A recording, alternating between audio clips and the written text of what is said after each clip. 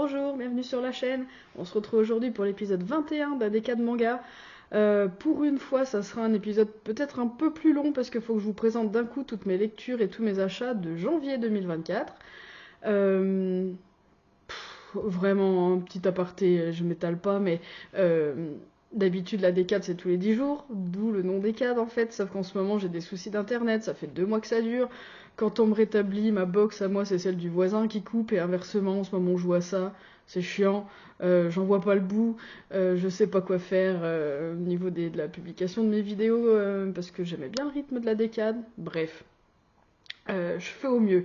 Du coup, je vous présente d'un coup aujourd'hui toutes mes lectures de janvier. Du coup, il y en a un peu parce que comme j'ai plus de box et que je capte assez mal la 5G chez moi, bah, j'ai le temps de lire. Faut voir les choses du bon côté. Faisons ça, disons ça comme ça. Voilà. Et en même temps, au moment où je filme ça, on est déjà le 19 février, donc il y a quelques lectures qui datent un peu. Heureusement, j'ai pris des notes pas trop mal. On devrait s'en sortir. J'ai eu des bonnes lectures récemment, des achats dont je suis contente, donc je vous présente tout ça. C'est parti!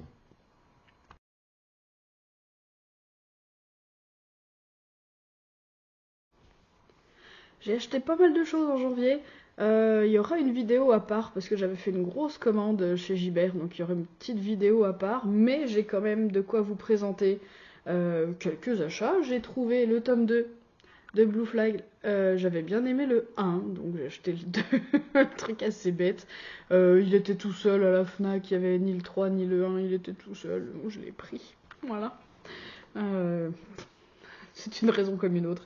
J'ai enfin acheté, ça faisait longtemps que j'y pensais, j'ai hésité plusieurs fois, et puis finalement j'ai craqué, j'ai acheté le tome 1 de Red Flower. Je l'ai pas encore lu, donc je peux pas vous en dire plus pour le moment, mais ça a l'air vraiment chouette. Ça a l'air vraiment chouette. On en parle beaucoup, hein. Je pense que si vous suivez d'autres créateurs de contenu manga que moi, j'espère. Vous en avez forcément entendu parler. J'ai un peu craqué, je trouve le dessin vraiment très beau. Et puis ça a l'air tellement différent. Ouais, il va falloir que je le lise assez vite du coup. Mais voilà, je l'ai. Je vais pouvoir. Je vais pouvoir. Ensuite, il a fallu que j'achète le tome 11 de l'Atelier des Sorciers. Du coup, j'ai tout ce qui est sorti. Je suis à jour des achats. La plupart, c'est le seul. Je l'ai acheté à part parce que c'est le seul que j'ai dû acheter neuf. Tous les autres, je les ai trouvés d'occasion. Par contre, j'ai toujours lu que le 1. Mais je vais pouvoir tout enchaîner. Et comme c'est le début des vacances, qui dit que je vais pas lire ça du coup pour les vacances de février, ça peut peut-être être carrément bien. J'ai acheté le tome 3 de Love Baka, c'est une série en 3 tomes justement, c'était le dernier, il me manquait que celui-là. J'avais lu les 1 et 2 il y a très longtemps, je me rappelais pas trop si la série me plaisait ou pas. Du coup dans le doute j'ai acheté le 3 pour la lire en entier. Ce que j'ai fait, est-ce que par contre, je les ai lus, mais pas en janvier. Il n'y a pas longtemps, en février, donc vous aurez le résultat. Mon compte rendu de lecture dans la décade de février, du coup. Ensuite, j'ai aussi acheté, depuis le temps que je disais qu'il fallait que je complète cette série, petite série en 3 tomes aussi, New Love, New Life. Donc j'avais le 1, j'avais beaucoup aimé. Et je voulais acheter ces deux-là en occasion et j'arrivais pas à les trouver. Donc bah voilà, j'ai fini par craquer et par les acheter. En neuf, pareil, je les ai lus, mais est-ce que c'est prévu pour cette décade-là? Non, teaser.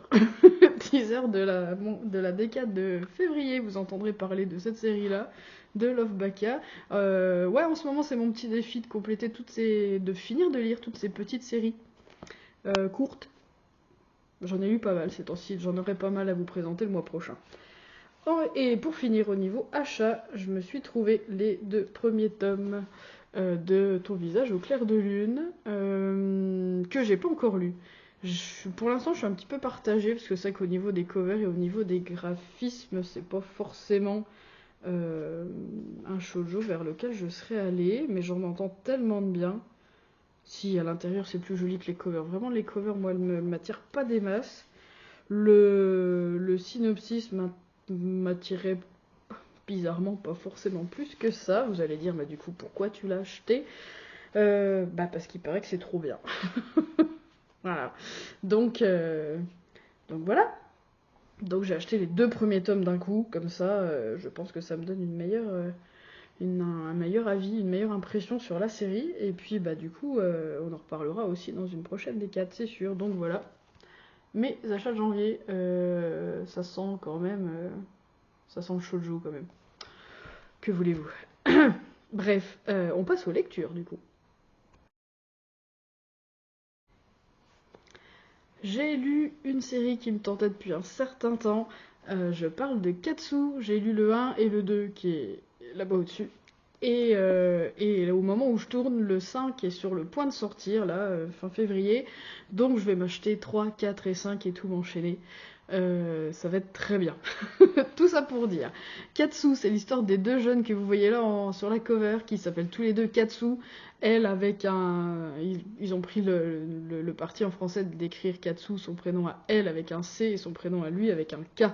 Il se trouve que lui en pince un peu pour elle parce qu'ils sont ensemble au lycée et que son père à elle est ancien boxeur et entraîneur dans une salle de boxe, j'allais dire un gymnase ou une salle de boxe. Et lui, il se dit que la boxe, ça l'intéresse pas plus que ça, mais comme elle l'intéresse, il a envie de se rapprocher de la demoiselle, et il se dit que s'inscrire dans le gymnase, dans la salle de boxe du papa, ça peut être une bonne idée. Sauf qu'en fait, ce qui se passe, c'est que elle, a priori, elle déteste la boxe, en réaction contre son père, donc voilà, elle déteste, a priori, elle déteste ça. Ça part mal. Ça part mal, mais bon, évidemment que finalement, ils vont trouver tous les 2 le chemin de la salle de boxe, évidemment, pour se passionner et s'entraîner l'un avec l'autre et tout ça, voilà, voilà. Donc, sur base de secrets familiaux, en tout cas au début, de défis, d'entraînement, c'est de la tranche de vie, mais de la tranche de vie de sport, il y a des matchs, il y a des concours, il y a des entraînements, tout y passe. Si vous avez déjà lu des mangas de sport, vous voyez de quoi je parle. Moi, j'ai trouvé ça intéressant. J'ai trouvé que les chapitres étaient très courts, mais que du coup, ça donnait un certain dynamisme, que ça avançait assez vite. Le graphisme, un petit peu un rond, assez vintage comme ça. Moi, j'aime plutôt bien, même beaucoup. C'est assez carré dans la mise en page, comme vous pouvez le voir, mais moi, ça me plaît. Sur moi, ça marche bien. En tout cas, ça va pas de là. Je veux pas dire que je trouve ça magnifique, mais en tout cas, c'est très agréable à la lecture. Ça m'a pas gêné du tout. Le seul truc qui m'a un tout petit peu gêné, c'est toute la ribambelle de personnages masculins, des potes de lycée de Katsu, qu'on croise comme ça. Parfois, j'ai un peu de mal à les distinguer. Bon, rien de dramatique, mais je soulève le point parce que quand même, il y a 2-3 moments où je me suis dit, c'est qui celui-là déjà? J'ai oublié. Bref. Par contre, Katsufi, elle est super. Voilà, une nana avec du caractère comme on les aime. Ouais, vraiment, j'ai bien accroché. Je me suis enchaîné les 2 premiers tomes. Pourtant, c'est des tomes doubles, mais comme je vous dis, ça se lit très bien. Je suis très contente d'avoir craqué pour cette série, et du coup, bah, j'attends qu'une chose, c'est de pouvoir m'enchaîner les tomes 3, 4 et 5, là, fin février, quand ça va sortir. Donc, je suis très contente. Je vous le conseille, et puis moi, j'attends la suite avec impatience. Ensuite, je vous montre juste le 5 de Blue Box, mais j'ai lu le 3, le 4, le 5. J'aime de plus en plus faire ça, acheter à peu près en temps et en heure, mettre un petit peu de côté, et puis pouvoir enchaîner plusieurs tomes d'un coup. Je trouve qu'on profite mieux d'une série comme ça. Donc, je me suis enchaîné 3, 4 et 5 de Blue Box. Je ne veux pas trop vous raconter ce qui s'y passe si vous n'avez pas lu, mais voilà, c'est j'allais dire un shoujo, mais non, suis-je bête? Non, non, il est bien classé shonen, je raconte pas de conneries. C'est un shonen lycéen de sport et de romance. Et il se trouve que là, ça suit son cours, quoi. Ça suit son cours, donc il y a des championnats très importants dans l'été pour nos 2 persos. Elle en basket, lui en badminton, je vais y arriver, merci. Donc les succès des uns, les échecs des autres, ça doute, ça se remonte le moral, ça se remotive, ça se défie, c'est plein de bonnes ondes, Sur moi, ça marche, j'aime beaucoup. Et le tout sur fond de romance adolescente, du coup, assez typique du manga. Donc il y a forcément un festival d'été avec un feu d'artifice, vous voyez de quoi je parle. Il y a forcément des jolies filles en yukata, parce que c'est le moment ou jamais d'être trop mignonne et de compter fleurette. Voilà, c'est typiquement japonais, on adore ça évidemment.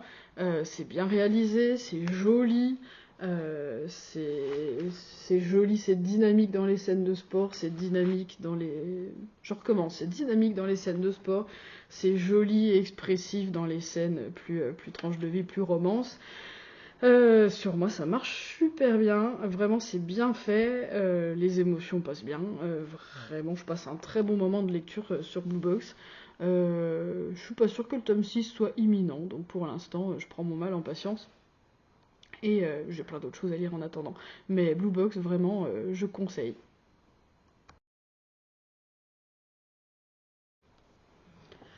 Quasi mon manga préféré.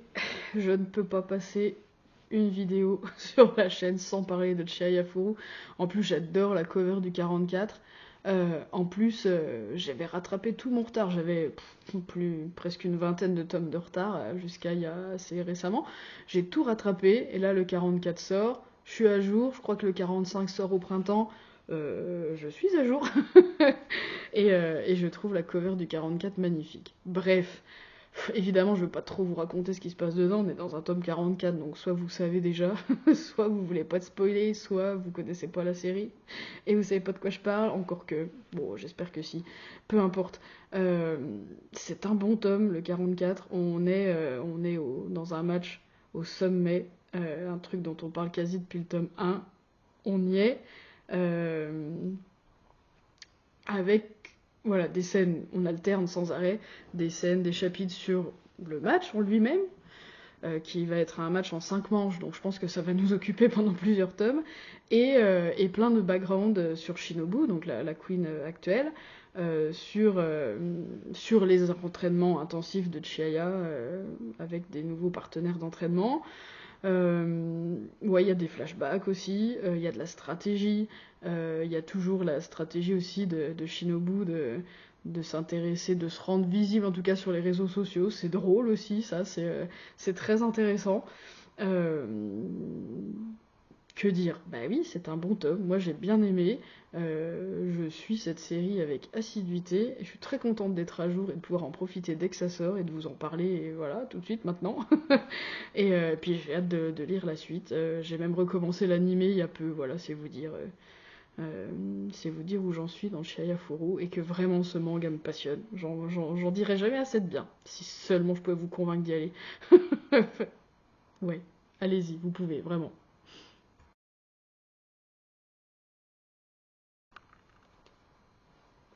Un peu dans le même style. On parle de musique, on parle de lycée, on parle de dépassement de soirée, de concours et tout ça. C'est le tome 10 de Sounds of Life. Pareil, j'étais à jour dans ma lecture et dans mes achats, donc j'ai lu le tome 10. C'est un bon tome aussi, c'est un très bon tome. On en apprend plus sur, du coup, la fille qui est là, qui s'appelle Akira et bah, qui joue du koto, évidemment. Peut-être que je vais pas vous raconter un peu plus d'où elle sort et enfin, on l'a vu arriver au tome 9, mais là, on en sait un peu plus.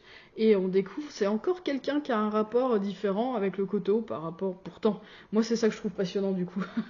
C'est que là, on a une ribambelle de personnages qui jouent du koto, mais ils ont chacun un lien différent avec l'instrument, un lien différent avec le club, une motivation différente, un ressenti différent. Moi, je trouve ça passionnant que tous ces gens-là arrivent à vivre la même chose de manière si différente, chacun avec leur passé, leur avenir, leur motivation et tout. Moi, je trouve ça assez fou.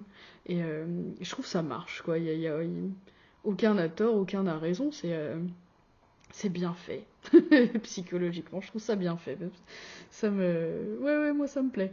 Moi, ça me plaît. Et puis là, bah voilà, on est dans une période où le club redouble d'efforts, vraiment. C'est hyper motivant de les voir, on a envie de se donner à fond, nous aussi, de se dépasser, de se lancer à corps perdu dans une passion comme ça, et dans un club et tout. Enfin, en tout cas, moi, ça me donne cette envie-là. Bah, vivement la suite. Je crois que c'est le rythme est bon hein, de publication. Je crois que ça s'éternise pas. Là, j'ai pas de date en tête, mais il me semble que le 11 est pour dans pas très longtemps, il me semble. Il me semble. Donc non, non, bah vivement la suite, tout simplement. Quasiment dans le même style, hein. On est encore au lycée, on est encore dans un club de musique, mais là je suis quand même carrément plus mitigée. Je parle d'Aozora-Yel, c'est pour moi une relecture en fait. J'avais à l'époque, euh, parce que c'est une nouvelle édition, et j'avais eu à l'époque l'ancienne édition du coup, euh, peut-être 5 tomes, un truc comme ça à l'époque, je m'étais arrêtée là. J'ai eu envie de redonner sa chance à cette série. Euh, qui a priori a tout pour me plaire en fait. Ça parle de musique, ça parle de gens qui se dépassent, qui ont une passion et tout, bref. Je collectionne les mangas de ce style. Donc, vraiment, a priori, ça a tout pour me plaire. Mais je me suis quand même relativement ennuyée à la lecture, quoi. Euh, que je vous raconte un peu quand même de quoi ça parle. On suit la jeune fille que vous voyez là, qui s'appelle Ono, et qui rêve d'apprendre la trompette et de jouer dans la fanfare de son lycée.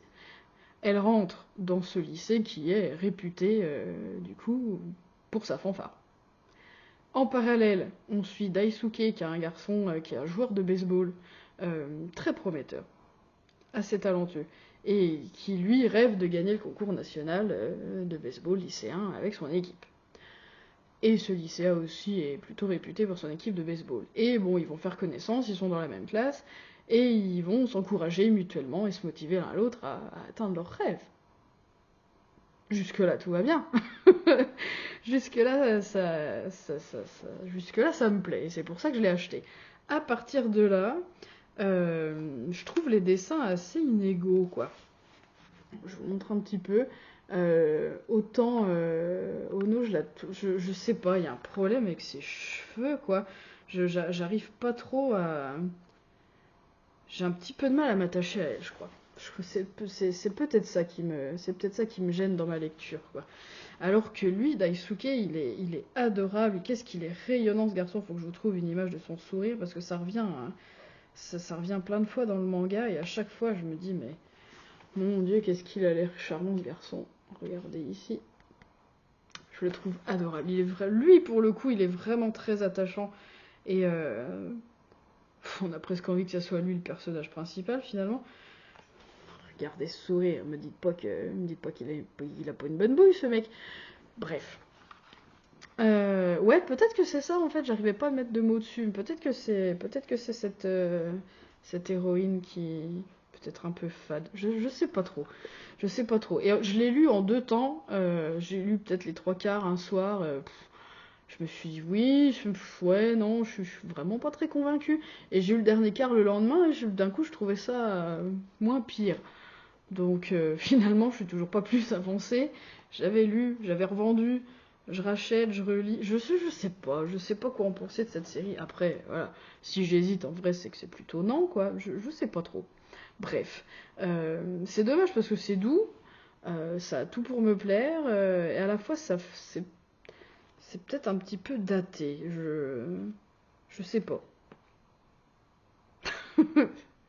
Donc, donc en fait je sais toujours pas. Après si je trouve quelques tomes en occasion, pourquoi pas. Mais franchement c'est pas une priorité du tout. Il y a tellement d'autres mangas de ce style comme voilà comme Blue Box, comme Chiayafo, comme Source of Life qui sont vraiment mieux faits. Donc est-ce que ça vaut vraiment le coup que je me fatigue avec cette série? Du coup peut-être pas. Autrement dit. Allez, je vous présente ma dernière lecture de ce mois-ci. Ça s'appelle Ao-chan Can't Study. Ça parle de cette fille-là qui s'appelle Ao-kan, qui est lycéenne et dont le papa est auteur de romans érotiques. Ça commence bien. Elle a qu'une envie, c'est d'avoir des super notes au lycée pour pouvoir rentrer dans une fac, celle qu'elle veut, assez loin pour quitter son père. et plus subir l'influence de ce mec un petit peu douteux, quand même. Faut bien le dire. Il se trouve qu'un garçon de sa classe lui déclare sa flamme. Et qu'elle se refuse plus ou moins parce qu'elle veut rester concentrée sur ses études. Mais il faut bien avouer qu'elle a les hormones en feu quand même. Et qu'elle n'est pas insensible au garçon en question. Bon, vu comme ça, je me suis dit, tiens, c'est peut-être rigolo, pourquoi pas. Ça avait l'air assez rigolo. En vrai, c'est plutôt rigolo, ouais, en vrai, j'ai trouvé ça plutôt drôle. Après, c'est pas renversant du tout. L'humour repose quand même sur le décalage entre son pseudo-sérieux à elle et les clichés, en fait, qu'elle connaît du sexe via les romans de son père. C'est quand même un petit peu curieux parce que du coup, elle a jamais eu de copain ni quoi, mais elle a lu presque tout ce que son père a écrit, qui a quand même une vision des choses un petit peu... un peu un humour de papa, quoi. Enfin, je le trouve pas très clair, moi, le papa en question. Et puis il est quand même très farfelu, faut quand même avouer. Et puis donc elle se débat entre ça, entre l'envie de connaître la chose, entre les clichés, et puis son sérieux de se dire non, faut pas que je me disperse avec ça, faut que j'ai des bonnes notes au prochain examen. C'est pas désagréable à lire, mais bon, ça m'a pas renversé non plus. Je suis pas forcément certaine d'aller chercher la suite. On verra. Après, voilà, pas désagréable, mais pas une priorité du tout en ce qui concerne mes futures lectures. Voilà pour ce mois-ci, vous savez tout, je vous ai tout dit. Je vous ai tout dit de mes lectures et de mes achats. Comme je vous disais, je suis en train de compiler mes achats et mes lectures de février pour vous sortir une vidéo plus tard. J'espère que d'ici là, j'aurai retrouvé une ligne internet. Quel enfer! Bref, je vous embête pas avec ça, je rends l'antenne. Merci de m'avoir écouté jusque-là, si vous êtes encore là. N'hésitez pas à me dire, vous, ce que vous avez lu ces derniers temps, ce que vous avez prévu de lire, ce que vous avez prévu d'acheter, ce que vous aimez. Si c'est de chez Ayafu, j'attends que ça, que vous me le disiez aussi. Sur ce... Bah on se retrouve fin février pour la prochaine décade. J'imagine que ça va marcher comme ça. Et puis sinon, bah d'ici là, je vous souhaite de bonnes lectures et puis à bientôt de toute façon.